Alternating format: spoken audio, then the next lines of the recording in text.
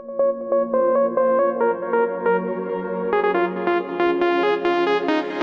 in my heart. All the memories I pray to God. Don't forget me, all these moments that we share. ሃይ ሰላም፣ እንዴት ናችሁ? የተከበራችሁ የዩቲዩብ ተከታታዮቼ በዚህ በካናዳ ውስጥ የሚገኙ 10 ልትጎበኛቸው የምትችሏቸውን ቦታዎች ለእናንተ ለመጠቆም ነው ዛሬ የመጣሁት። እንግዲህ ካናዳ በጣም ሰፊ ናት። ከዓለም ሁለተኛዋ ትልቁ ሀገር ነች። ላንድ ኦፍ ኢንዲጂነስም ተብላ ነው የምትጠቀሰው ካናዳ። በተጨማሪ ደግሞ ከራሽያ ቀጥላ ቀደም ብዬ እንደነገርኳችሁ የዓለም ሁለተኛዋ ትልቁ ሀገር ነች። እቺ ሀገር እንግዲህ የተለያዩ መጎብኘት ያለባቸው ቦታዎች፣ ተፈጥሮዎች፣ ሐይቆች፣ ሰው ሰራሽ ቤተክርስቲያኖች እንዲሁም ደግሞ የተለያዩ ለቱሪዝም ምቹ የሆኑ ስፍራዎች አሉ በዚህ በካናዳ። ለዛሬ ግን የማቀርብላችሁ በዚህ በቶሮንቶ ውስጥ ያሉ 10 ሰዎች ቢጎበኛቸው መልካም ናቸው ብዬ ያሰብኳቸውን 10ሩን ለእናንተ እንደመረጃ ያህል እጠቁማቸዋለሁ። አንደኛ ቶሮንቶ እንግዲህ ያው በኦንታሪዮ ግዛት ስር ያለች ከተማ ነች።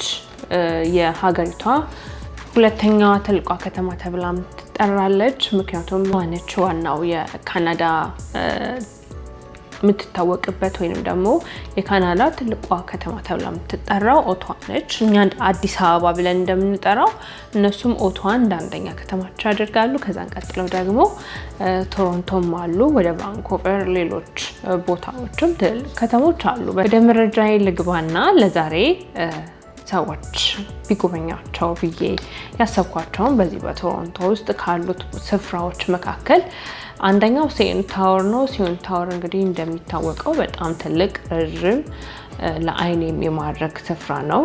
የተለያዩ ሰዎች አካባቢውን ለመጎብኘት እንዲሁም ደግሞ የቶሮንቶን ቪው ወይንም ደግሞ የከተማዋን ቪው ለማየት ከፈለጉ እዛ ምሳቸውን እየበሉ ወይ እራታቸውን እየበሉ እዛ ቦታ ላይ ተቀምጠው ከተማዋ ምን እንደምትመስል የሚያዩበት ስፍራ ነው። እጅግ የተለያዩ አክቲቪቲዎችም የሚደረጉበት ስፍራና ውብ ስፍራ ተብሎ ከሚጠቀሱት መካከል አንዱ ሲኤን ታወር ነው። ሁለተኛ ደግሞ ሲቲ ሆል ነው።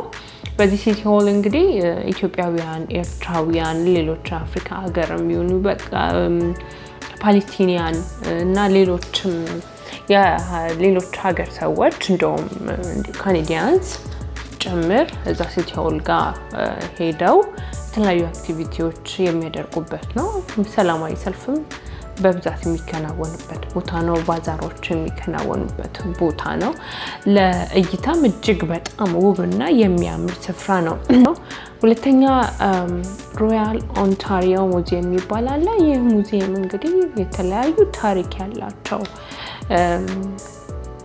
አጽሞች፣ ታሪኮች መጎብኘት ህጻናቶች፣ ትልቆች፣ አዋቂዎች ብዙ ሰዎች ሄደው የሚጎበኙት ስፍራና የሚያዩት ስፍራ ስለሆነ ሮያል ኦንታሪዮ ሙዚየምም ሄዶ ቢጎበኝ መልካም ነው ተብሎ ከሚታሰቡበት እኔ ካየኋቸው 3ኛ ደረጃ ላይ ያስቀመጥኩት ነው። ሌላው ውሃ ለሚወድ ሰው ውሃን ቦታ ላይ ሄዶ መዝናናት ማየት ለሚወድ ሰው ደግሞ ሌላው ሪከመንድ ማድረገው ቶሮንቶ አይስላንድ ነው። ቶሮንቶ አይስላንድ በጣም ነው የሚያምረው። የተለያዩ ጀልባዎች አሉ፣ ቀደምት የሚባሉ የቆዩ ጀልባዎች የሚገኙበት ነው። መርከቦች ምኖች የሌለ ነገር የለም።